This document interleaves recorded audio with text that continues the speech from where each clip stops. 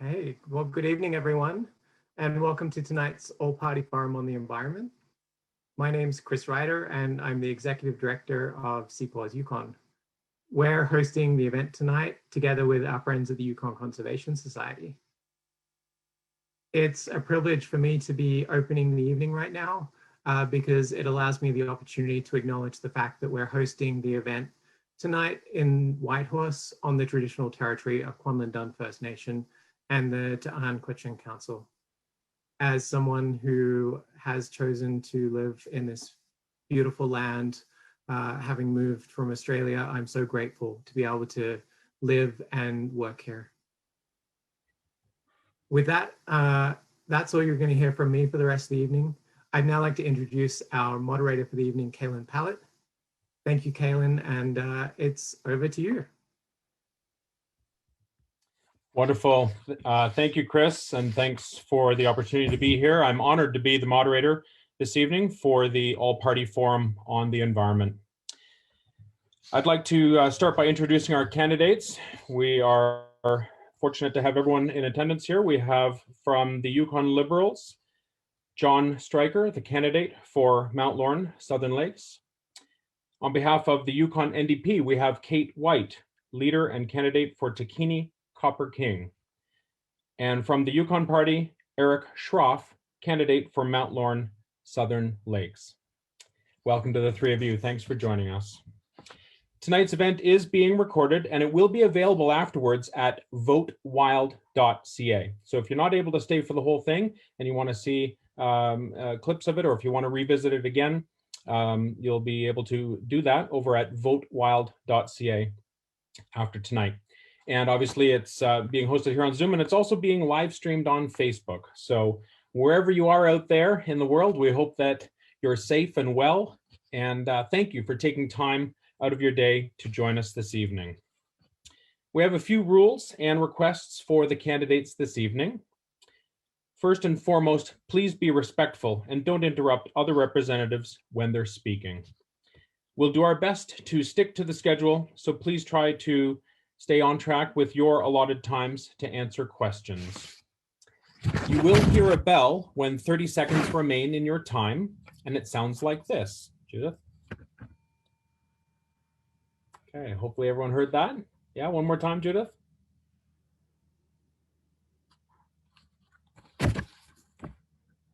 Hopefully she can hear us okay. Judith is on mute, Kaylin. Just, okay. There we go. Did you hear it, Bell? Let's try one more time, please, Judith.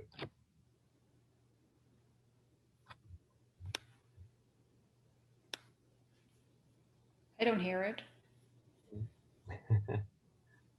There'll be two distinct bells for the candidates. There'll be one bell when you have 30 seconds remaining in your time, and then a second bell when your time is up. Judith, so that means your time is up. Doesn't mean it's dinner. It means your time is up. This evening for the candidates, we would appreciate it if you could try to avoid using acronyms. And this evening we will use a question and answer format. This is not an open debate. However, you can use your 2 minutes to respond to earlier responses if you wish. For everyone else out there, the overview of the evening is as follows. We're going to begin with some opening remarks. Each candidate will have 1 minute to introduce themselves. From there, we have 6 questions from various Yukon environmental organizations.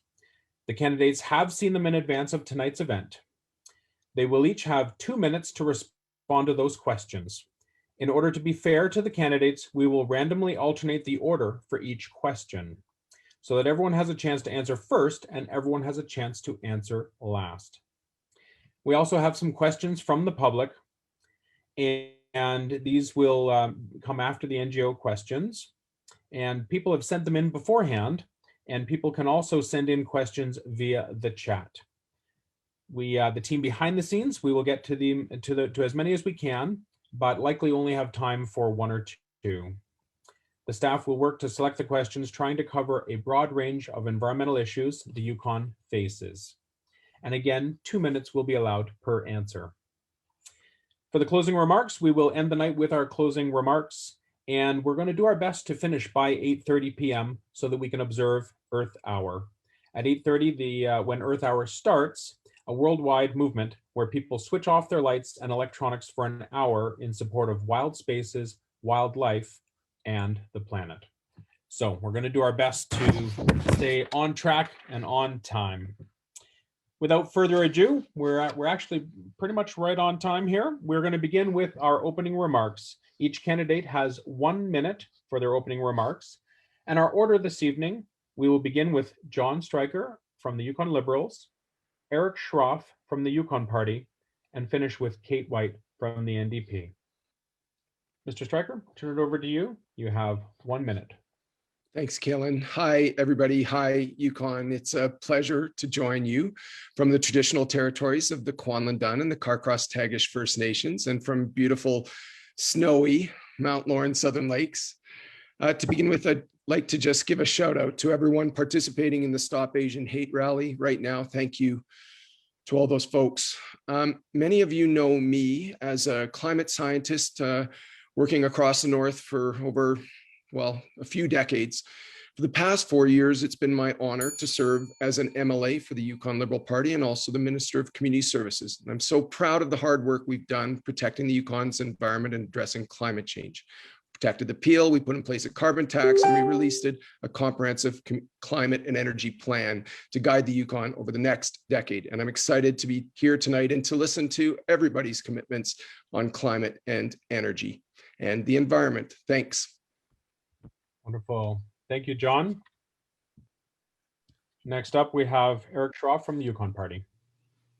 Good evening, everyone. Thanks very much for the opportunity to be here tonight. I'd like to acknowledge that I'm on the traditional territory of the Kwanlundun First Nation and the Tonquitchun Council.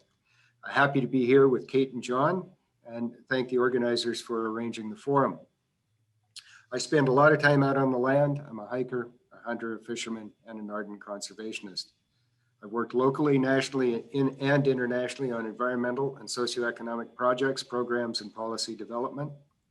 I was the first director of the Climate Change Secretariat for Yukon, and I represented Yukon government nationally and internationally on that file. While director of Yukon Parks, I oversaw the management of our existing parks and campgrounds. And during my tenure, we built the Conrad Campground, the first new campground in Yukon in over 30 years. I was responsible for wastewater treatment, land development, and solid waste management when I was Assistant Deputy Minister in Community Services. And going back a few years, I worked with Jamie Kenyon and Ducks Unlimited to help reinvigorate work on wetland mapping and classification in the Yukon. I was Yukon's representative and co-chair on the Northwest Boreal, and I built and ran a successful forest management company. I'm the Yukon Party candidate for Mount Lawrence Southern Lakes. Thank you. Thank you, Eric. And now, Kate White, 1 minute for you, please. Good evening, and thank you for having me here today. I'm so pleased and grateful to be here on the traditional territory of the Kwanlundun First Nation, the Tonquitchun Council. It has been an absolute privilege to learn, live, and love on this traditional territory. So I am the leader of the Yukon NDP, and for those who I know, hello, it's lovely to see you. And for those I don't, what a delightful way to meet you. This debate all comes back to the part that we are part of the land and part of the water. Investing in people means investing in the planet and in everything that allows us to flourish. Climate change is an emergency. It calls for more than words. It calls for actions, bold actions. In the last year, the planet has faced an emergency together. The pandemic has shown us that what we thought was impossible is actually possible. We need to tackle the climate emergency with the same urgency we harnessed to face the pandemic. And I'm committed to do that with you. Thank you.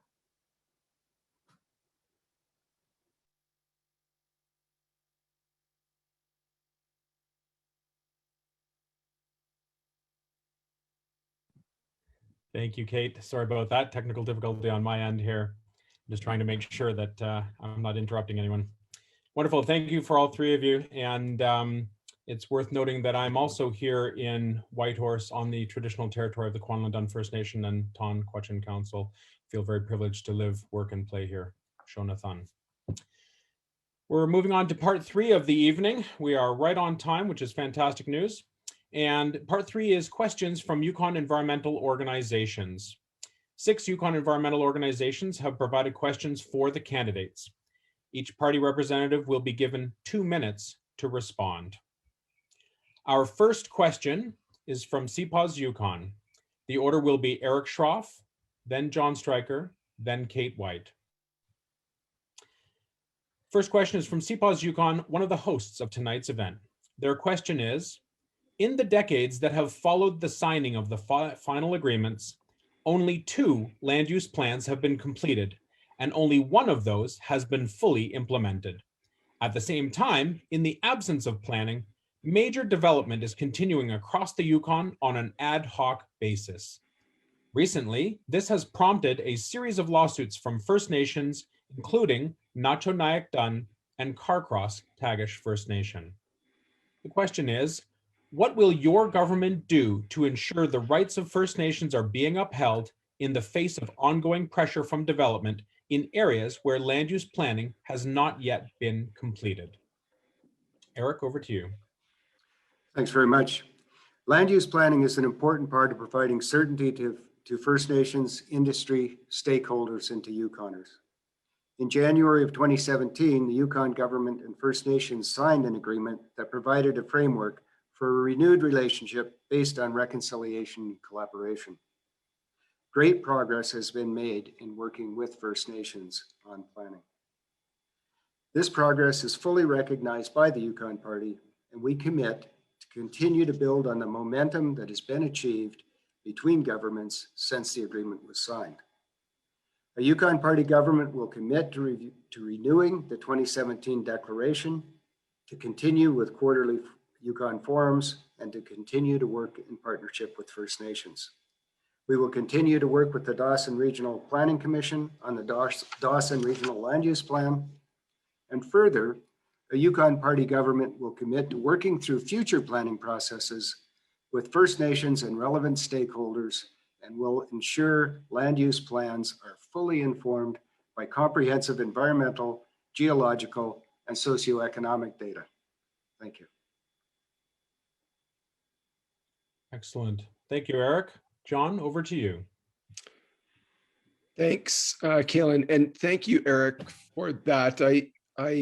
Because the previous government's approach to the Peel land use plan was heartbreaking, and the financial and timeline impacts of that process are far-reaching. So our Liberal team made a firm commitment to Yukoners to accept the final recommended plan, and that's what we did, and the plan is now being implemented. Land use planning is important and challenging. All sides don't always agree. We need to respect the process that has been laid out and verified by the Supreme Court of Canada. Our Liberal team believes that decisions about what is best for the Yukon as a whole must be made in collaboration.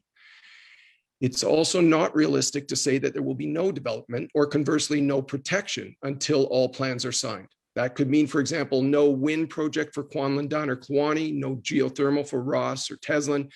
Yes, Victoria Gold went ahead before land use planning, but I recall Chief Simon Mervyn turning the sod. The solution lies in the balance. 1, we'll work hard to get finalized land use plans across the Yukon. 2, we are restoring trust in government-to-government relations. And 3, we will use existing processes to guide decisions about land planning for now. The Yukon Environmental and Socioeconomic Assessment Board, I'll just say YESAB, is in place to bring all parties together. In 4.5 years, the Liberals did not overturn any YESAB decisions because we respect the process. Our Liberal team has been very clear. Collaborative and respectful relations with First Nations are essential to moving forward in a positive way. We've worked hard to build these relationships. Working collaboratively does not mean we will always agree. It means we are committed to work to a solution. We will ensure the rights of First Nations are upheld because we believe that these rights are important and we respect them. Wonderful. Thank you, John. Kate, over to you, please. Thank you, and thank you for the question. I think the first thing we need to say is we need to just to recognize that there's been a failure to complete those land use plans in the last 25 years, which has led us into the challenges that we face today. I fundamentally, and the Yukon NDP fundamentally believe in the principle of the United Nations Declaration on the Rights of Indigenous People, and that is of consent. We believe in a true and equal partnership between Yukon government and First Nation governments. And that is incredibly important because this day and age, if you want to do business in Yukon, whether it's opening a mine or a major energy project, you will need consent from the affected First Nation.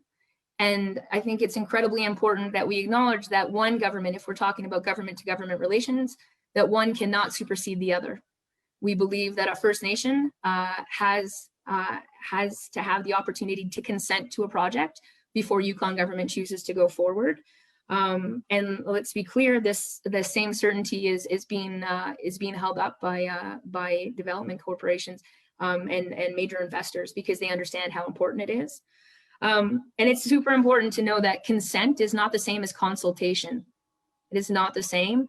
We saw under the Yukon Party what happened with the appeal process, and that was one government superseding another. And let's be clear, in the last 4.5 years, the Liberals have not been untouched by that. We can look at the Kutzakaya project. We can look at what's happening right now with the Nacho-Naik-Dun and the Carcross-Tagish First Nations, because they've said consultation is not the same as consent. So really, I think it's going to go back to that principle of consent under UNDRIP. Thank you, Kate. Thank you, everyone. Moving on to question number 2.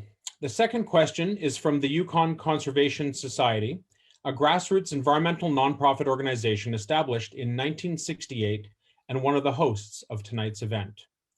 The order for answering will be Kate White from the NDP, Eric Schroff from the Yukon Party, followed by John Stryker, Yukon Liberals. Their question is, perhaps the biggest gap in the Yukon's climate strategy, Our Clean Future, is the free ride given to the mining industry. Miners are exempt from carbon taxes and are not asked to reduce their absolute emissions.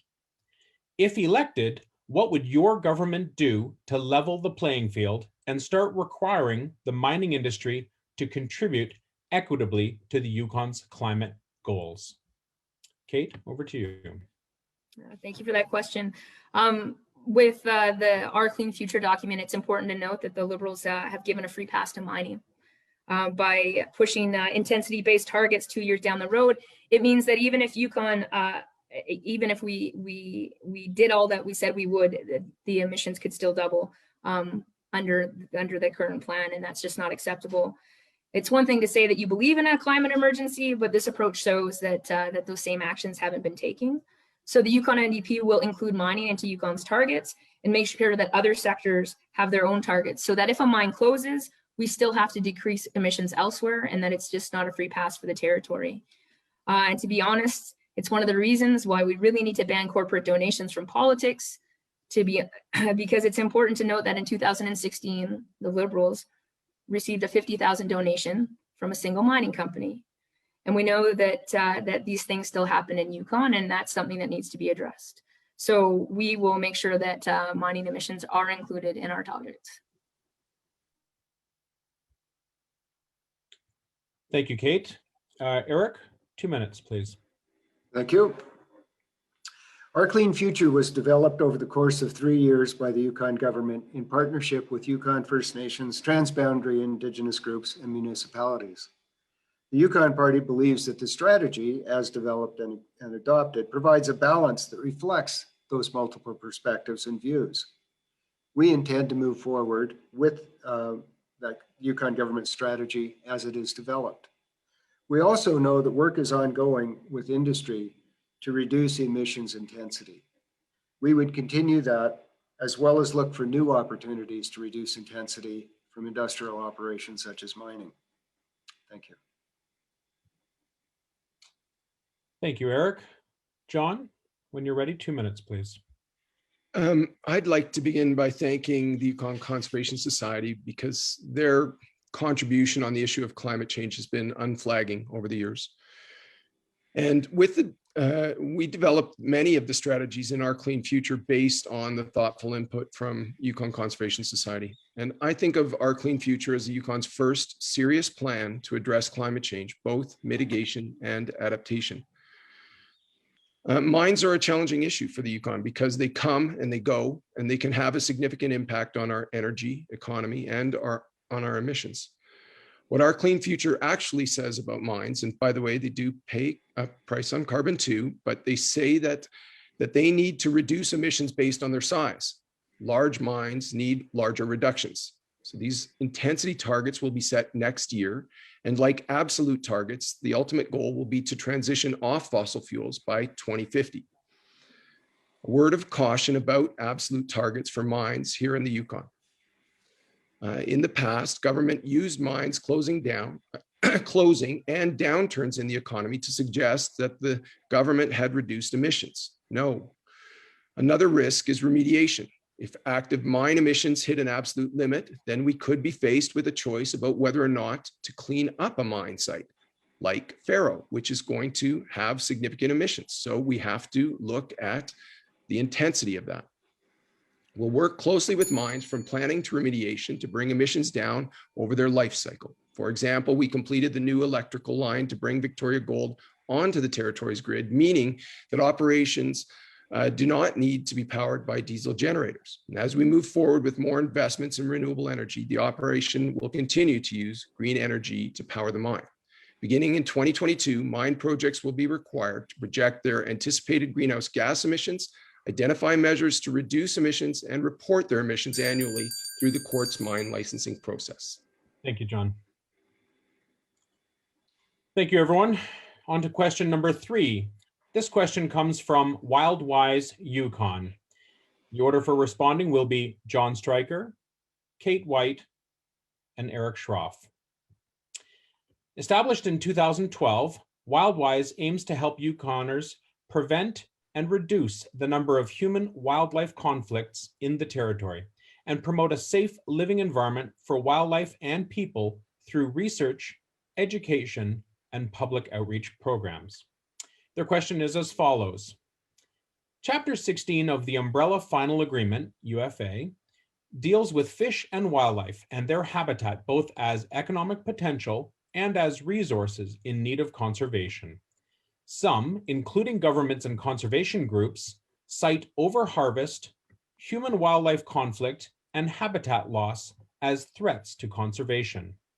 Outfitters, hunters, and people with harvest rights are calling for protection of their economy, recreation, rights, and livelihoods. If elected, how will your government honor the UFA's objective to preserve and enhance the fish and wildlife economy and, at the same time, conserve fish and wildlife species and their habitat? John, Kate, and Eric, 2 minutes each, please. Thanks, Kaylin. This morning when my wife Susan and I went outside, we were greeted by a cow moose and her yearling eating the willows and the Saskatoons down by our fire pit. And every day this place reminds us how much we love the wild. We share this territory with an incredible array of wildlife, and we all know that a healthy environment needs resilient wildlife populations. We need to maintain a balance between enhancing the fish and wildlife economy and also ensuring our animal populations are healthy so our wildlife population remains strong. From a climate change perspective, food security is important for both reducing our emissions and for adapting to the changing climate. Hunters are important partners in this endeavor. Harvest management plans are tools that help collaboratively manage and provide sustainable opportunities for licensed hunters. For example, in December of 2020, the government of Yukon and Trondheim signed the 40-mile caribou harvest management plan. It recognizes subsistence use while providing opportunities for licensed hunters when animals from the 40-mile herd are in the Yukon. The plan will help guide licensed and subsistence harvests and overall management of the herd into the future. We believe this is the right approach to continuing to find a balance between a vibrant, healthy wildlife population and a robust fish and wildlife economy. Thank you, John. Kate, over to you. Thank you for the question. I think it's really important in when we look at this issue is that we listen to experts and especially those with traditional knowledge. It's also important to know that in the territory, although we have 11 signed final agreements, we have 3 that are not First Nations, so the Casca and the White River First Nation. And I think it's really important that we start looking towards Indigenous protected and conserved areas. As we heard from the Casca, they had real concerns about the Finlayson caribou herd. And what we saw the Liberals do was ignore those concerns and allow hunting to happen there when there was real concerns about the numbers of the population. I think it's really important that we remember that there's that the economic aspect of wildlife is not limited to hunting, because the wildlife viewing potential is huge. We just need to look to our neighbors in Alaska to understand. And we know that the different kind of shooting is involved, but it's no less valuable. We think it's really important that Yukon develop and enact a long overdue species at risk legislation. You know, Yukon committed to that in 1996, and we still haven't completed that. We're going to need to work closely with First Nation governments, boards, councils, and stakeholders to get that going, but that needs to happen. And we think that there's a real opportunity to enhance the stocked lake fishing programs for increased and improved angling access in partnership with Yukon First Nations. And it's important to know that that hunting is an important part of wildlife management, but it needs to be done in a respectful way. And it needs to know when we need to understand the species and their numbers. So that is also something we need to do, is we need to make sure that we have accurate information about what we have in the territory.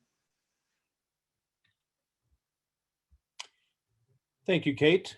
Eric, 2 minutes. The floor is yours when you're ready. Okay, thank you very much. The Yukon Party believes in and will stand for a collaboratively managed, science-based approach to fish and wildlife management that will not only respect the umbrella final agreement, but will strengthen the Yukon's culture of hunting, fishing, and trapping. And some of those aspects require diligent species counts, surveys to be done. And that's one thing that seems to be lacking, and the emphasis on that has not been as great as we'd like to see. The Yukon Party government will work in partnership with Yukon First Nations to ensure their respective environmental stewardship roles are carried out while respecting the mandates of the Yukon Fish and Wildlife Management Board and Renewable Resource Councils. We will work to ensure that as a government, we are accountable and work in collaboration with Yukon First Nations and the hunting and angling community. Going forward, we want to provide certainty and improve stewardship.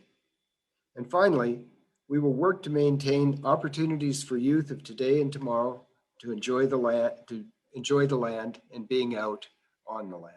Thank you. Thank you, Eric. We are halfway through our questions and we're right on schedule. So I'm very proud of us. Way to go, Yukoners. Okay, question number 4. This question comes to us from Ducks Unlimited Canada. Ducks Unlimited Canada has worked for 80 years to conserve wetlands and other natural spaces for waterfowl, wildlife, and people. The question is as follows. Wetlands are valuable ecosystems that provide Yukoners with numerous ecological goods and services, including wildlife habitat, clean water, and carbon storage. Currently, the Yukon lacks a wetland policy for maintaining these ecological goods and services that provides clear guidance to industry, boards, councils, bureaucrats, and the public. The lack of guidance that would be provided by a wetland policy has caused uncertainty for Yukon's economy and environment. However, good progress has been made through the Wetland Roundtable approach in recent years, and a policy is nearing completion. If elected, will your government commit to continuing with the work of the Wetland Roundtable and complete a wetland policy within the first year of your mandate? If so, can you elaborate on what your party sees as the outcomes necessary to ensure that these critical ecosystems are effectively managed and the values wetlands provide Yukoners are maintained? First up will be Kate White, followed by John Stryker, then Eric Schroff. Kate White, 2 minutes when you're ready. Thank you so much. And I'm always grateful when I get the opportunity to have conversations with Ducks Unlimited because of the work and the advocacy they do across the country. So the first time I heard about the lack of a wetland strategy was actually door knocking in 2006. And then again, I heard it again in 2011. in 2016, and there's still that conversation that happens. So this has been a long-standing issue for the Yukon NDP, and it's been years in the making. You know, again, it's in the absence of land use planning, this could have protected some of those incredible areas that we have lost. So yes, are we committed? Absolutely. Yes, within that first year, will we work with the roundtable? We sure will. But I think we actually can go a bit farther. And I say this because in my conversation recently with Ducks Unlimited, I said I believed, the Yukon NDP believed that there should be no industrial use of wetlands and that there should be no net loss. And we say this because we recognize the important biodiversity and we recognize the value of that area. I think and as a recent example of to me, it's a tragic decision was when and recently in Trondheim territory around the Indian River wetlands when the Liberals, well, they refused to permit new staking in that area. It was an undisturbed wetland, and when the First Nation asked for that to be removed, to put a moratorium on it while that planning was going on, it didn't happen. So to me, that is an example of a tragic loss that could have been prevented. And so for me and the Yukon NDP, we believe that wetlands are critical to biodiversity. Thank you, Kate. John, 2 minutes when you're ready. Thanks, Kaylin. And I also like to thank the acknowledgement for the work of the Wetland Roundtable. And so if we are reelected as a government, we will release the Yukon's wetlands policy within the first year after the election. And we're also committed to completing both the Species at Risk Act and an Animal Protection Act to ensure that our animal populations are protected. So this is we have a commitment to complete the Yukon wetland strategy within the first year of a new mandate. And we've been working on this since 2018, and there will be a draft policy for public engagement this spring if we're reelected. This policy will help us make decisions that respect the importance of wetlands and the benefits they provide, while also ensuring a diverse, growing economy. Through internal discussions, feedback from roundtable partners such as Ducks Unlimited, and while we anticipate important insight from related efforts, like the results of the Water Board's hearing on wetlands, we have identified a number of areas in the current draft that require additional work. And I'd just like to note, and thank Kate for bringing it up, just under the Dawson Land Use Plan, we just recently did put in a withdrawal for any staking in the Indian River wetlands as part of that plan. And that was consistent with the recommendations of the Mineral Development Strategy that high value areas in planning regions be protected while planning processes take place. Thanks. Thank you, John. Eric, same question. When you're ready, 2 minutes, please. Thanks very much, Kaylin. I'd like to thank you for this important question. The Yukon Party recognizes the critical work done and progress made through the Wetlands Roundtable approach. The Yukon consists of a wide geographic area with very diverse ecosystems, including lots of wetlands. We commit to continuing the work of the Wetland Roundtable and build on the progress that's been made to date.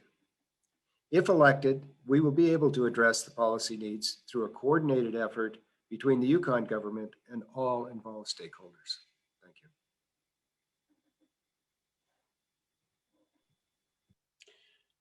Thank you, Eric. Question number 5 comes to us from the Wildlife Conservation Society of Canada. The order for responding will be Eric Schroff from the Yukon Party, Kate White from the NDP, and John Stryker from the Yukon Liberals. The Wildlife Conservation Society of Canada, or WCS, is an organization that uses a unique blend of on-the-ground scientific research and policy action to help protect wildlife. Their question is, looking at a world facing numerous crises that are destroying nature, what does your party see as the most hopeful and effective directions that Yukon society can take? Eric, then Kate, then John. 2 minutes when you're ready, please, Eric. Thank you. The Yukon Party acknowledges that the Yukon is home to large expanses of intact ecosystems and we commit to continuing efforts to retain functioning and thriving habitats throughout the Yukon. We're doing really well here, and we commend the efforts of First Nations governments, conservation organizations such as WCS and many others, and Yukoners for their roles in our progress. The Yukon Party commits to move forward with the 10-year renewable electricity plan and share the bold vision of Yukon Energy to be a Canadian leader in the sustainable energy by 2030. We need to take action on climate change. In order to do this, the Yukon Party government will invest in green energy retrofits and green energy projects. We want to get more renewables on the grid and reduce our reliance on diesel. Encouraging things like switching to electric cars is great too, but we need to make sure that electric cars are being powered with clean electricity. By reducing emissions, we'll be able to reduce the impact on habitats throughout the Yukon. Thank you. Thank you, Eric. Next up is Kate White. Same question, 2 minutes when you're ready, please. Thank you for that. I was just trying to find the name of a documentary that I saw up at the Beringia Center that was actually put on by one of the local wilderness organizations. And it was about making sure that children had a connection to the wilderness. Because what the premise of the documentary was is that if you do not have a value or a relationship with outside, that you don't value it. And if we go through into the future without people having that connection, then they won't be able to understand the importance of protection. And you know, in Yukon, again, we're so lucky with the concept that we're part of the land and part of the water. It means we all have this intrinsic connection to outside. I mean, people don't move to the Yukon for shopping malls and movie theaters, but it also means that we need to invest in what helps people, right? We need to make sure that that by investing in people, we actually are investing in our environment so that people have an opportunity to access outside. You know, I keep on saying that I don't want us to go back to normal because I believe normal didn't work. I think this is an opportunity for us to reinvent what the new normal is. You know, making sure that we take care of the people around us. And I had a beautiful conversation today with two of our candidates and a federal MP, and George said, you know, I like to think of it like a tide, and a tide brings up all boats. It doesn't favor one over the other. It brings them all up. And so I think we have this opportunity actually to raise everybody's boats.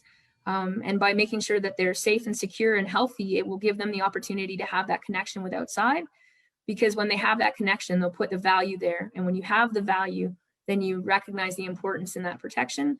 And for me, it's all tied together. That's why people choose to live in the Yukon. And that's why that's why I'm still home. Thank you. Thank you, Kate. John, same question, 2 minutes when you're ready. Thanks, Kaylin. When it comes to wildlife conservation, I'm going to get these two words mixed up. We can and have set land aside to protect it from development, like we did in the Peel. And we also acted to protect fragile alpine areas by creating off-road vehicle regulations for higher altitudes. And we've developed an extensive network of management plans and habitat areas across the Yukon, including Chili Chick Habitat Protection Area, the Herschel Island, Kikiktarak, and Datagro Habitat Protection. And but when I think of wildlife and conservation, I still think the biggest issue we face by far is climate change. And I was concerned to hear earlier or last week about that a national convention that this was still a debate, and even that it was territorial reps who were saying that. And I had hoped we're past that. And so I had a tough time with this question because the question was asking for us to pick the most hopeful and effective. And I think there's lots of really effective solutions under our climate change strategy.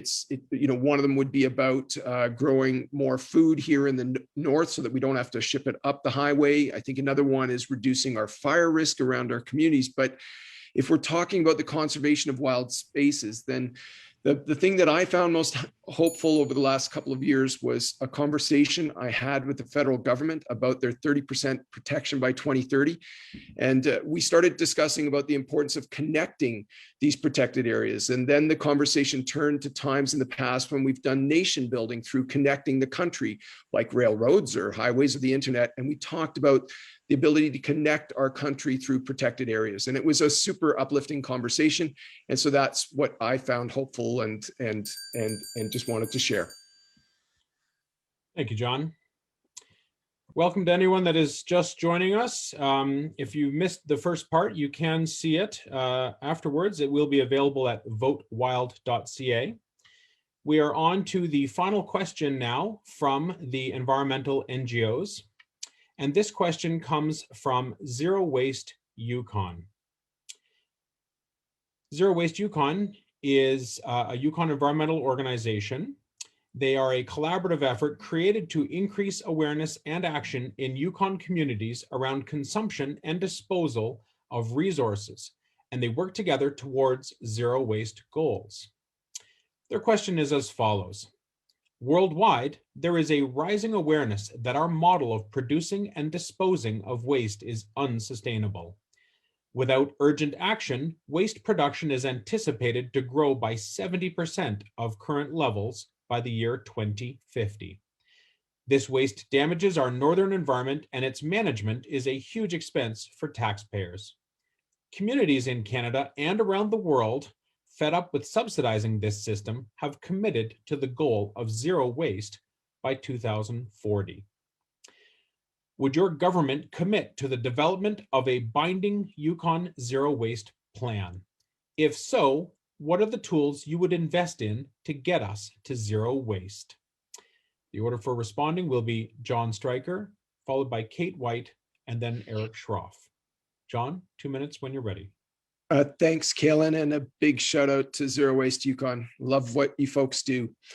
When we first got elected, the Association of Yukon Communities asked me or us to really work hard to transform our waste management system. So we created a ministerial committee on solid waste from across the communities.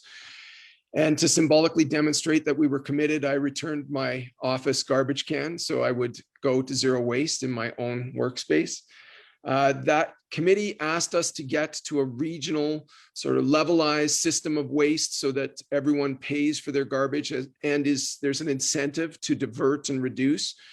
So what I can commit to today is to taking this idea to that committee for them to consider. They're a fabulous group of folks, and I think that this would be something that they're really interested in. The main thing that group is working on right now is around diversion, and it's joining with Alberta or BC to be part of their extended producer responsibility system, which is sort of like the gold standard of diversion. And the first materials we're targeting to divert through this extended producer responsibility are waste oil containers, household hazardous waste, and packaging.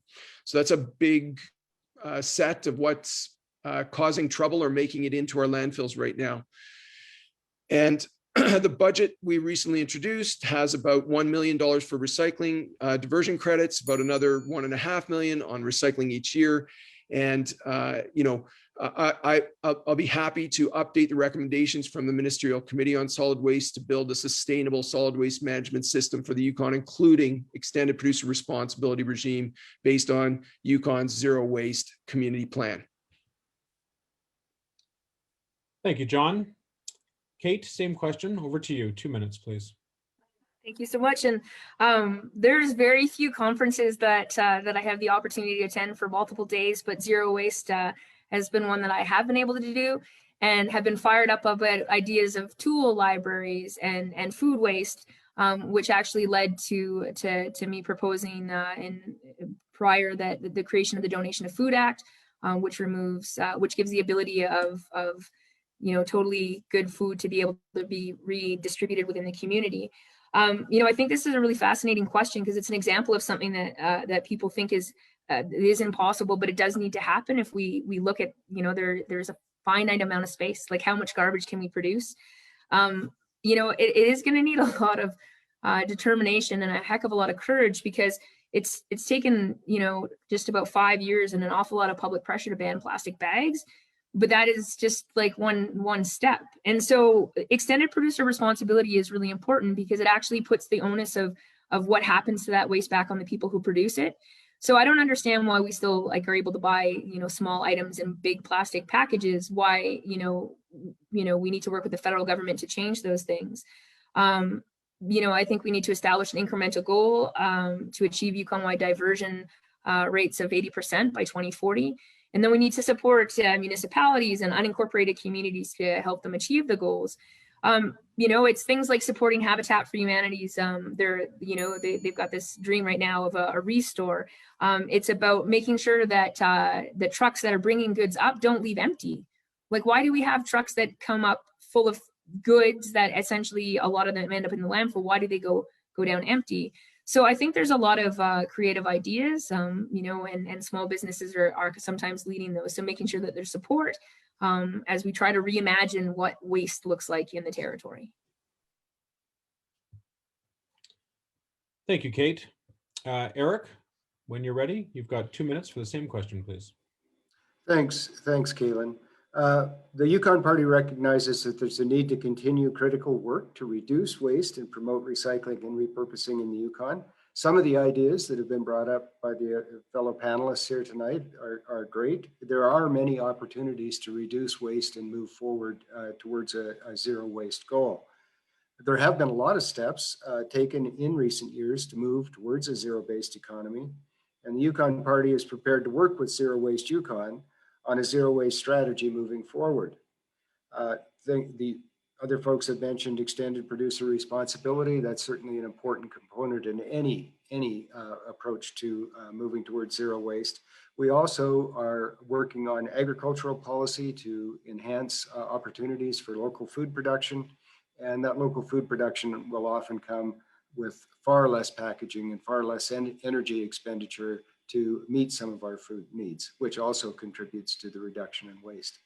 So we look forward to working with Zero Waste Yukon and moving forward to achieve that goal. Thank you. Thank you, Eric. And I would just like to take a moment to thank all three panelists for respecting our time limits this evening. It means that we are now actually a little bit ahead of schedule. And so we're able to move on to section 4, which is questions from the public. And that means that we will be able to tackle some more questions than originally scheduled. We're going to get to as many questions as we have time for in the time that's remaining. And to ensure we have a representative and varied selection of questions, both CPAWS and YCS staff have chosen a group of questions from your submissions. For those of you out there watching, please know that, that the questions are being judged and vetted fairly. Same format as the first 6 questions. Each party representative will have 2 minutes to respond to each question. And again, I will call on candidates in a random order. So next question is basically question number 7. It'll be Kate White from the Yukon NDP, followed by John Stryker from Yukon Liberals, and then Eric Schroff from the Yukon Party. This question comes to us from Dave. Dave asks, when the Peel planning process started, there were 1,055 mining claims in the planning area. The commission asked for a staking moratorium and the Yukon government refused. 4 years later, there were 11,000 claims. Can you explain why a staking moratorium should not be part of the starting kit of a regional planning commission? The recent staking withdrawal for Dawson is too partial, too little, too late. Kate, 2 minutes, please. I just want to thank Dave for that question. That is a painful reality. It's so hard because it's so hard to have watched that happen. It's so hard to have watched that in the Beaver River land use plan. The Yukon NDP called for a moratorium. We were told by the Liberals that it wasn't necessary. Within days, it was fully staked out. Same thing, we called for a moratorium on staking in the Dawson regional land use planning area. Again, we were denied. Again, we saw staking.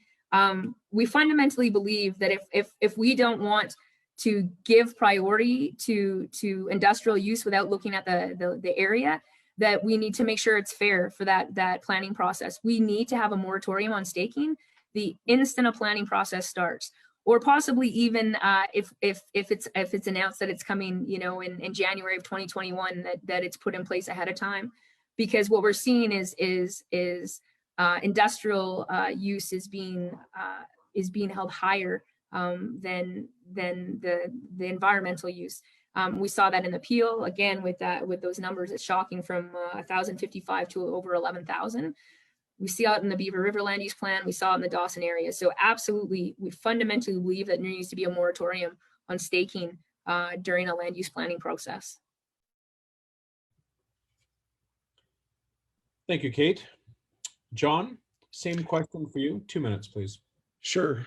You know, part of what we talked about in our very first response to this question about land use planning was sort of respectful government to government relationships. And part of that, in my mind, is that we talk with the First Nation or the affected First Nations, depending on where the land use plan is, and come up with an idea about what we should pull aside to begin with. So if the notion is that it's all set aside, then one of the other things that happens is that, say there's a project that wants to go ahead, maybe it's mining, maybe it's not, but then in that moment, it's almost like, yeah, we want that project to go ahead, but not this one. And it's really challenging to decide what is acceptable and what is not. And because the plan is something that evolves in time through this work about dialogue and talking about what is good and what is not, I don't think we should have nothing. And I don't think we should swing to everything either. So it is really important to try and identify the critical values. So, you know, and I think that is very important. So, for example, earlier tonight, we talked about the Indian River wetlands. And so that was one of the areas as defined or as identified, pardon me, in conversation with Trondikwachen. And so that's how we land with pulling aside a chunk now. And then as the plan evolves, as there's more areas identified as being important and critical, and as we sort of narrow towards it, then we can pull more away. And so we think of it as an iterative process, working respectfully with First Nations. Thank you, John. Eric, same question. 2 minutes when you're ready, please. Okay, thank you. The Yukon Party will ensure that meaningful and proper consultation is undertaken, including in order to balance the competing needs, such as John mentioned, the needs and values of citizens, governments, and diverse economic projects. As shown recently, moratoriums can be brought in for areas of special concern, and we're very open to doing this on a case-by-case basis. But a broad application of a moratorium is essentially assuming or presuming a land use decision in the planning process before the process is completed.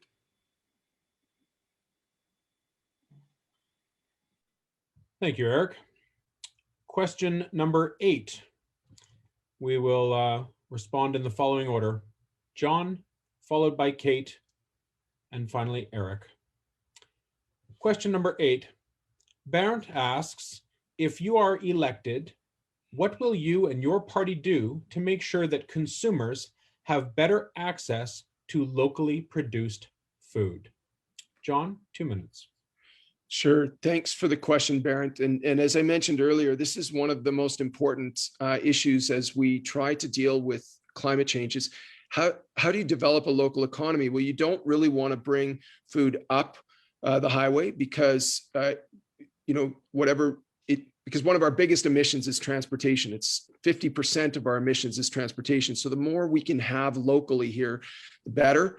And one of the beautiful things we can do is grow our own food here. So I think I was talking with the head of the ag branch, and we had somewhere, say 10 years ago, we had doubled agriculture. And then over the last 5 years, we doubled it. And last 5, we doubled it again. And we need to do that again.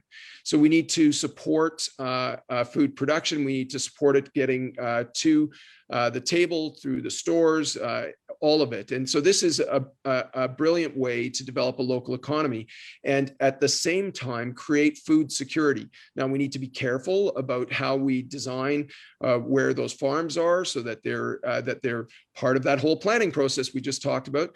But you know, we could be smart and we can be helping to create fuel breaks at the same time. So there's ways in which we can make this a win-win all the way around. So I think that we've in our platform, we've got a whole section on agriculture. We almost start off with it in our platform. So we're really excited about what's happening in the Yukon. Thank you, John. Kate, same question, please. Yeah, thank you so much. And I just need to go back to the two answers before about land use planning and moratoriums, because balance is only achieved through planning, and staking while planning just undermines that balance. And that is, I just needed to go back to that. So about making sure that consumers have better access to local food, I think it's critical. We talk about food security in the North as being one of our major goals. And I say that as every Yukoner that exists. We understand that it's better for the climate. We understand that it's better for people. Yukon NDP and part of our agricultural platform announced the Eat Local, Buy Local campaign, which would help local vendors have locally produced things in their shops. You know, one thing that I hear from farmers over and over again is the cost of insurance for farms. I feel like there's going to have to be some kind of, you know, we're going to have to look into that and figure out how to support people. And the one thing I want to tell to anyone who is in agriculture is that, you know, you're the experts in what you do. And part of what we're going to have to do is work with you to figure that out. I believe having an industrial rate of power, right, similar to a mine. I don't know why we don't do that for operational farms.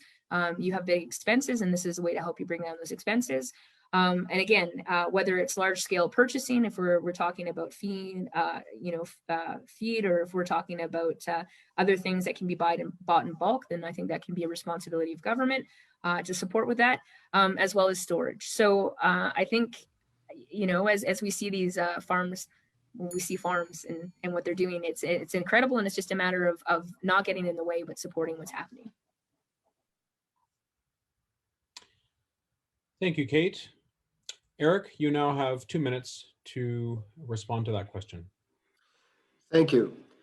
Yukon Party is committed to increase Yukon's self-sufficiency in food production and will support the agricultural sector. There are a number of things we're going to do, and I will just list a couple of them. Support the Yukon Agricultural Association, Growers of Organic Food Yukon, and the Fireweed Community Market. Give preference to purchasing local grown food for government facilities. Make it easier for farmers, and I've heard this from a number of farmers, make it easier for them to build by implementing a farm building code based on best practices in other Canadian jurisdictions. Work with federal regulators to improve our regulatory system and ensure that it enables producers to grow and expand. Develop an agricultural production tax credit to encourage farming. Work with farmers and hunters to revise the elk management plan to provide both hunting opportunities and improve production of farmland. Set aside recent changes to agricultural development rules that were imposed without public consultation. Provide for public consultation to review the agricultural policy, and work with this sector to reduce red tape and improve regulations. And we also are committed to make new land available for farmers. Thank you. Thank you, Eric. Question number 9 comes to us from Gill. Gill asks, will your party legislate a permanent moratorium on hydraulic fracturing, known as fracking, in the Yukon? Yes or no? We'll respond in the following order. Eric Schroff from the Yukon Party, followed by Kate White, NDP, and then John Stryker, Liberals. Again, 2 minutes. Eric, over to you. Thank you very much for the question. A Yukon Party government will focus directly on working in partnership with First Nations if that was their desire, but we have no plans to initiate discussions on oil and gas development or fracking. Thank you. Okay, Kate, over to you. Same question. The Yukon NDP were committed to banning fracking years ago. We're still committed. It's a resounding yes from my side. Thank you, Kate. John, same question, please.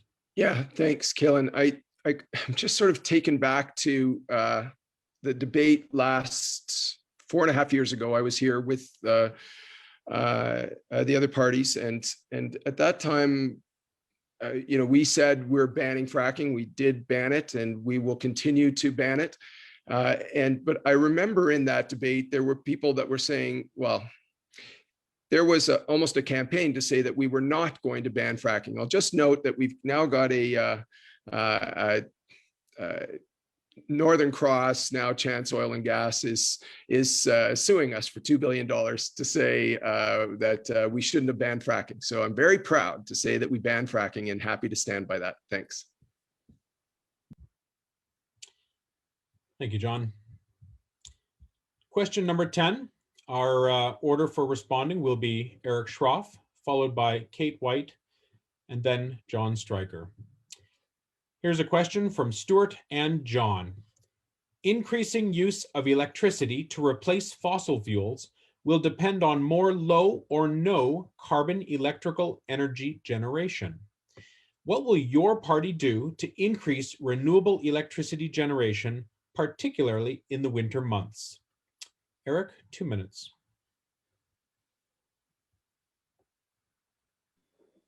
Thank you. Yukon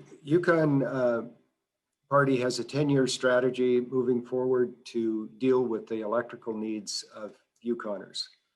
We're going to be working on that in consultation with the energy producers, with the energy users. We're looking seriously at all kinds of avenues for it, increasing the amount of green power generated by solar and wind. But we're focusing on the energy retrofits and reconfigurations of our existing buildings to reduce energy needs. And that will help reduce the needs and help us adjust to the and move forward with the ability to produce more green energy. It's an interesting challenge that we have facing us now, in that we have our winter months when we need the predominance of our electrical energy. And currently, the strategy that's been put in place is to meet those needs by renting diesel generators from down south, bringing them up and running them on pretty much full blast in the wintertime to meet those energy needs. And it doesn't really, it isn't a really long-term and viable strategy. And that is because we're exporting money for the generators. We're exporting money to buy the fuel to run those generators. And we end up at the end of the 10-year plan with no resources and no assets. So we're moving forward with an energy plan to work on an energy retrofit loan program, working with industry, working with condominium corporations to ensure they have access to renewable energy and retrofit supports, continue current investments in climate change, green energy, and green economy, provide low interest financing to install biomass heating systems in commercial and institutional buildings to reduce the energy load. Eric, thank you. That's your time. Thank you. Sorry, we're not hearing the bell on this end. Okay, I'll make sure that Judith, if you can ring it loud and proud. Thanks, Eric. Next up, we have Kate for the same question, please. Thank you so much for that question, Stuart and John. Energy. I had no idea that after I got elected that I would be so fascinated with energy and energy production and what it means. And so when we talk about renewable energy generation, especially in the winter months, there's so much opportunity. Whether we look at wind generation, because we know it blows more in the winter, we need to look at storage, we need to look at solar. The one tragedy I would say is that the unfortunate truth is that when we have energy plans right now through Yukon Energy Corporation, when there's a strategy, is that the unfortunate truth is that they are not election proof. There was one that was put forward before 2016, and then it was rewritten again after that. If we're actually going to go forward with something, we need to be able to chart the course and head that way. And I think it's long past the point that we looked at energy infrastructure as infrastructure. Yukon government invests in highways, we invest in buildings, we invest in those things, but Yukon government itself does not invest in renewable energy in the same way. And it comes down that the ratepayers have to pay. So when I had a conversation with a senior on a fixed income in Dawson City who was concerned about turning on the kettle because of the cost of power, that's when Yukon government needs to step in. That's when we need to say, look, this is infrastructure. It's no different than highways. Because if we're committed to a renewable future, then we need to make those changes. And this is something that is so exciting because the lessons are there. The community has so many ideas, and I'm so excited about supporting those. Thank you, Kate. And just a reminder to all the panelists, when you hear the first bell, that means you have 30 seconds left. And then when you hear the second bell, your time is up. Thank you. Question number. Oh, sorry, Kalen. Oh, John, I'm so sorry. I was jumping ahead. Thank you. My apologies. My apologies, everyone. I was jumping ahead there. John, please, my apologies. 2 minutes. No worries, Kalen. Yeah, okay. So I'm going to try and go fast. Number one, put in place batteries, because batteries will make wind for the winter time and solar more effective. So they'll be better as base load. Number two, we build the transmission line down to Atlin. So it is the government that will invest in that infrastructure like the highway. That's us. And that doesn't go to rate. And then we get a good rate from Atlin. That's number two, because we'll get some winter power there. Number three, then let's expand and let's go down and get pumped storage from somewhere like Moon Lake. That gives us great winter storage because the wasted summer energy becomes winter energy. Number four, then let's head down over to Skagway because they want summer power and can give us winter power. And suddenly we get some beautiful marriages. So we do have to invest. This is, as we load shift on heating and transportation, we do need to get more renewables. And this is the broad picture. And by the way, I don't get it. We either have some diesels right now for top up. Do I want to build a plant? No way. So if you're not renting them, then you're owning them? No, we need to get renewables to get rid of those diesels. We'll still need some for backup always while we're an islanded grid, but we don't want it as base load at all. Thank you, John. And again, my apologies. There's a proof right there that I can't multitask. I'm behind the scenes here. Okay, moving on to question number 11. Our order for responding will be Kate White from the NDP, Eric Schroff from the Yukon Party, and followed by John Stryker from the Liberals. This question comes from Julie. Julie asks, how will you assist the rural communities to do composting on site at regional landfills? Whitehorse has refused to take food waste from the communities, so support is needed. Kate, 2 minutes when you're ready. Thank you for that really fascinating and hard question, Julie. That's excellent. But just before I go on to that, I just want to say that all those projects that were just listed are still in the planning process, despite the fact that we're more than 4 years into a term, and that's not even talking about the things that didn't happen before that. But when we talk about composting communities, we need to look at waste management and how that works. So we know that we have really incredible innovation in the territory. When we saw that with the I can't remember what Garrett's his company's called, but with the machine that they use up at the waste landfill or the transfer, the city landfill right now. And as to whether or not it makes sense mirroring that into communities, it's going to be about making sure that we have electric fences. It's going to be about making sure that it's people, then it's able to be closed off. And I think if there's a real desire in the communities, Julie, to make sure that you have the ability to compost your food waste, and there's a way to do it safely, we just have to figure out what that is and then to support. Because you're absolutely right, putting food waste into waste, the waste stream is a waste. To say that, but I think it's a great idea and a great suggestion. And what you're talking about there is diversion. So go, Julie, go. Thank you, Kate. Eric, over to you. 2 minutes when you're ready, please. Good, thank you. Well, compost is a great resource, and it's interesting that we often run out up here at the Whitehorse landfill, and people are crying for more of it. So it's a great problem to have, a way to divert materials out of the waste stream and have people clamoring for the products that come from them. So the Yukon Party will work with municipalities, with AYC, with the Association of Yukon Communities, with the local area councils to sit down and start working on this. We do support waste management in communities, and we will work on this idea of composting in the local communities. Thank you. Thank you, Eric. And John, your turn to answer the question from Julie. Thanks, Kellen. Thanks for the question, Julie. It turns out to be a challenging question. Have been working across all of these sites to try and get compost. And Garrett Gillespie's machine is called the Compost Liberator, and he's built the largest he can, and I'm hopeful he's working on a scaled down one, because that's what we need as a size for some of our communities. And we do have the electric fences, and we can sort that side of it out. And if it's sort of brush compost type waste, it's a lot easier. But the sort of household compost turns out to be kind of stinky stuff unless you do the right thing with it, and it can be such an attractant. It's just a challenging problem. But as noted earlier, it can be as much as 50% of our household household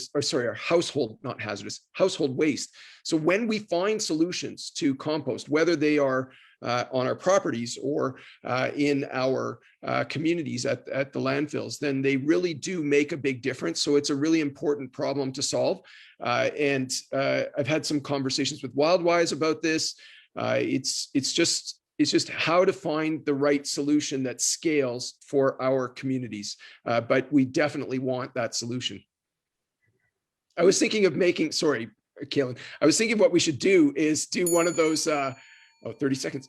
What we should do is one of those competitions with at Northlake and Yukon University, where we do waste as one of these things, because I think they'd come up with great compost solutions for our communities. Thanks.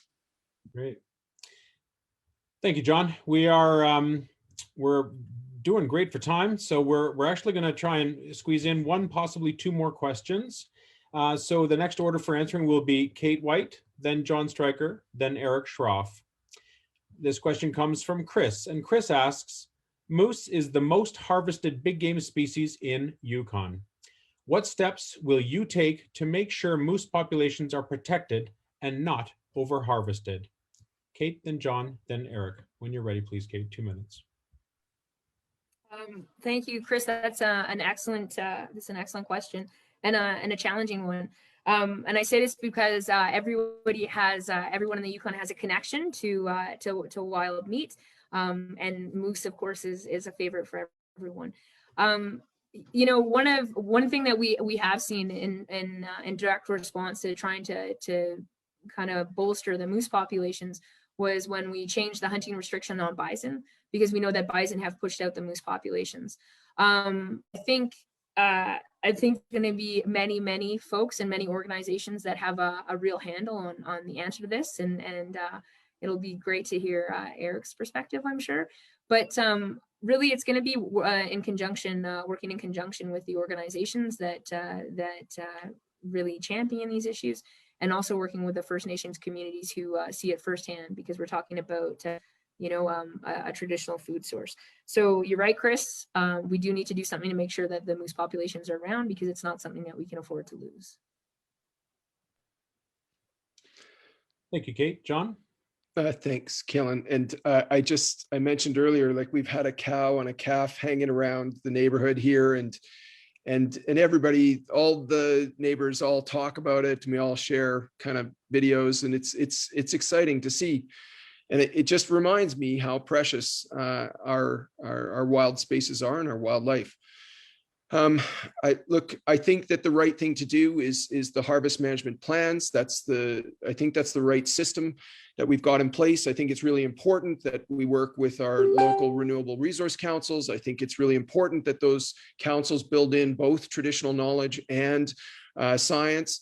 I think we need to make sure that the harvest is done in a way which sustains the population over time. And that includes getting after folks if they're hunting illegally or inappropriately, and harvesting cows, et cetera. Like, we need to do all of it. But I think the right system is the harvest management plans, working with the communities as they assess the populations and what's sustainable. Thank you, John. Eric, 2 minutes to you, please. Thanks very much. It's an area of great personal interest to me, and it's nice to hear this question posed the way it is. So moose are really, really important to the hunting community, to First Nations for subsistence, and to the environment and the habitat. They do amazing work on maintaining their own habitat, and we have a very good moose population in Yukon. The number that keeps being bandied around is 70,000 moose in Yukon. There may be areas, local areas, where moose populations are of concern, and we've got a good system to deal with that. Under Chapter 16 of the UFA, which establishes the Yukon Fish and Wildlife Management Board, and to act on these things as a cooperative management board, and informed by the RRC's local knowledge and science. And that system has been working well for a number of years. It's a great system to get people that are out on the land, as well as the scientists and the resource managers together, to talk about how best to manage species, especially iconic species like moose. So we're doing a good job. We do need more survey information. We do need more information about harvest levels by all hunters, including First Nations hunters, licensed hunters, Yukoners, and guides and outfitters. Thank you. Thank you, Eric. And we're going to move on to our final question, after which point we will have 2 minutes for closing statements and closing remarks from each panelist, as well as one of our hosts. So our final question comes from Cam. Will you commit to forcing any new large mines to pay a cleanup deposit up front as a cost of opening the mine, rather than allowing them to defer that payment until later, at which time historically they declare bankruptcy and leave the Yukon with the massive cleanup costs? Will you recognize that if the new mine cannot afford these upfront costs, they can't afford to mine here and can go elsewhere? John, followed by Kate, and then Eric. 2 minutes each, please. John, to you. Thanks for that question, Cam. And we saw this, and we're paying for it now. And the whole point is that when a mine comes in and it does the appropriate work to engage with the local community, to work with the affected First Nation and form a partnership, and that's done right, and when the security is placed appropriately on the mine, and so that remediation is going to take place, and in fact, if you plan remediation well, you do it as you go, and so that you don't end up with this environmental liability like we ended up with Wolverine. And the challenge, of course, is that the Yukon or someone ends up on paying for it in the end, and it's just so expensive. So we need mines. We absolutely need mines to make sure that we've assessed what those liabilities are, and that we put in place securities so that they're there in place and that there aren't any free passes. And we just need to not make this mistake that has been made in the past. And I wish we would learn our lesson. And if there isn't look at Faro. Like now we've got this huge remediation that is going to be so expensive. And if we would have done it right throughout, it would have been so much better. So, we need to get this right, and it hasn't been done right in the past. And so far, as far as I understand, with my term or our term here as a government, we've done the right thing with mines as they've come in, and they've been good partners in our communities. Thank you, John. And Kate, thank you. Kate, over to you. 2 minutes, please. Yeah, and thank you for that question, Cam. So I worked at the Wolverine mine. And when I was there and it was in care and maintenance and then it was in towards construction, it cost $23 million a day for that to happen. So when the mine declared bankruptcy, it was it was shocking. And it was even more shocking to know that the Yukon government had given them a pass, the time it was the Yukon party, had given them a pass on that. And I say this because when I went to the meetings where Yukon contractors were owed money and they were being told they were going to be paid pennies on the dollar, and in some cases they had lost tens, if not hundreds of thousands of dollars doing work because they expected to be paid for it, it's terrible. In my submission to the Yukon mineral strategy, I said if mines of the, if mines of the present and the future don't want to be judged on the mistakes of the past, it's up to us to change the legislation. It's up to us to do a better job. So we need to make sure that we're collecting those remediation costs ahead of time to make sure that it never happens again, right? We never need another Wolverine. We certainly don't need another Pharaoh. And every mine that gets open now is the responsibility of Yukon government, which means it's the responsibility of Yukoners. It means that it's up to us because we will be on the hook for paying for it. So you're absolutely correct. Without that, we shouldn't go forward. Thank you, Kate. Eric, final question. You have 2 minutes. Thank you. We don't need another Pharaoh and we don't need another Wolverine. What we do need are operations like Alexco, which is a perfect example of a modern system where active mining occurs besides remediation. We will work with all levels of government, industry, and financial institutions to determine what appropriate security amounts are and what payment schedules should be set up to make sure those security deposits are deposited in a timely manner. We want them to be adequate and sufficient. We also recognize operational realities and how they promote responsible development. So categorically, we must ensure future generations are not burdened by environmental or financial liabilities. Thank you. Thank you, Eric. Thank you to all the panelists. We are now moving on to part 5 of this evening, and this is the closing statements and closing remarks.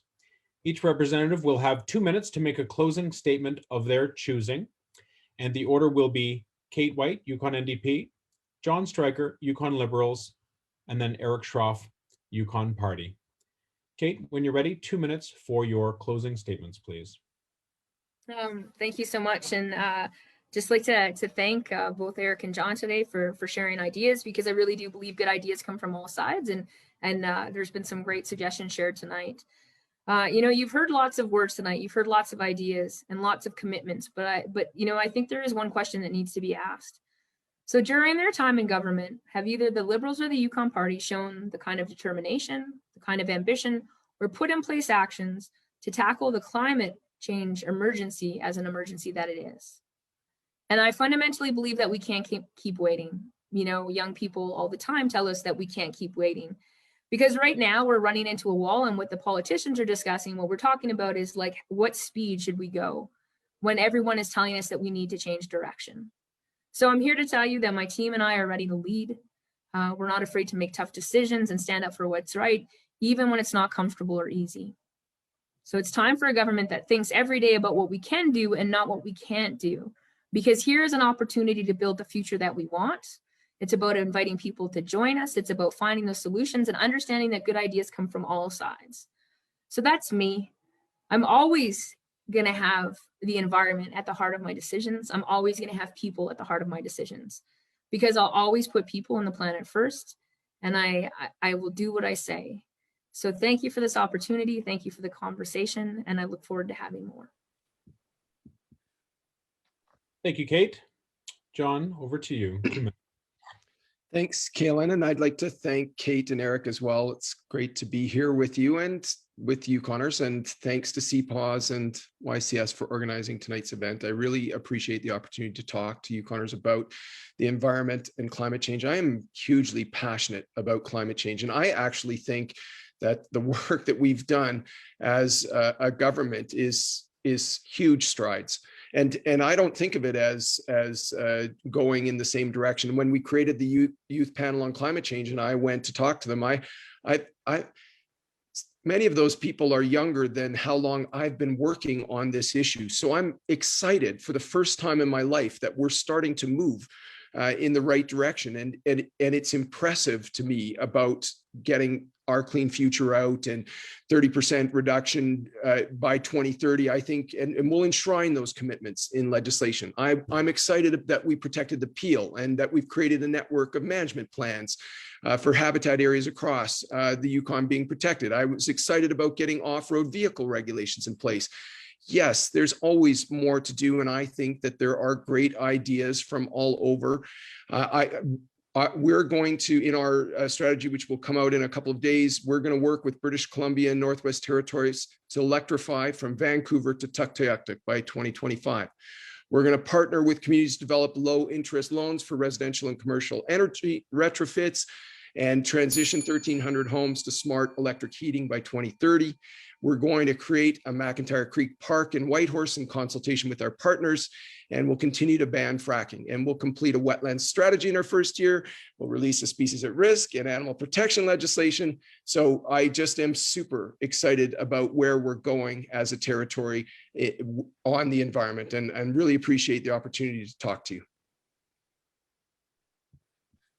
Thank you, John. Eric, 2 minutes for your closing remarks, please. Thanks very much, Kaylin, and thanks very much for moderating this event. You now know more about me and about Yukon Party's approach to a range of topics and the environment. The Yukon Party candidates who are running in this election are diverse, energetic, knowledgeable, and informed. Speaking specifically to climate change, climate action is a marathon. It requires all of us to work hard, and there's a lot of us that are willing to put our shoulders to the wheel.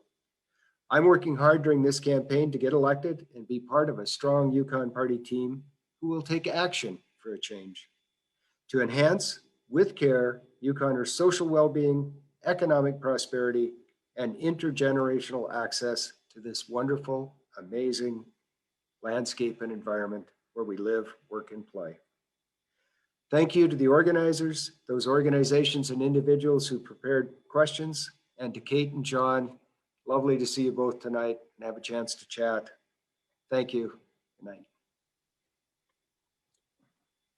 Thank you, Eric. And yeah, we'd just like to say thank you to Eric, John, and Kate for the respectful and civil discussion. Great to see so many wonderful ideas, and great to see so much passion about a very important topic, which is the environment.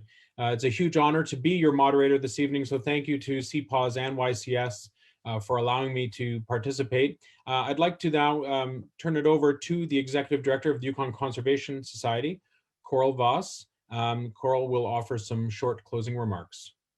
Coral, over to you. Thank you, Kaylin. Good evening, everyone. I want to say thank you on behalf of everyone at Yukon Conservation Society, Kris Ryder, and everyone at CPAWS Yukon.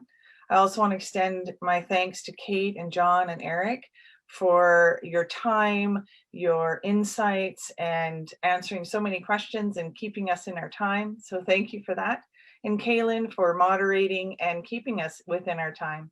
And lastly, but certainly not least, to the public for your attention, your thoughtful questions, and your time.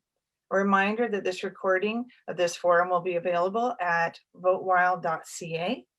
And I also want to offer everyone a good night, and remember that in 1 minute it will be Earth Hour. So please turn out your lights, turn off all your electronics, and have a wonderful candlelight night. Good night, everyone, and thank you.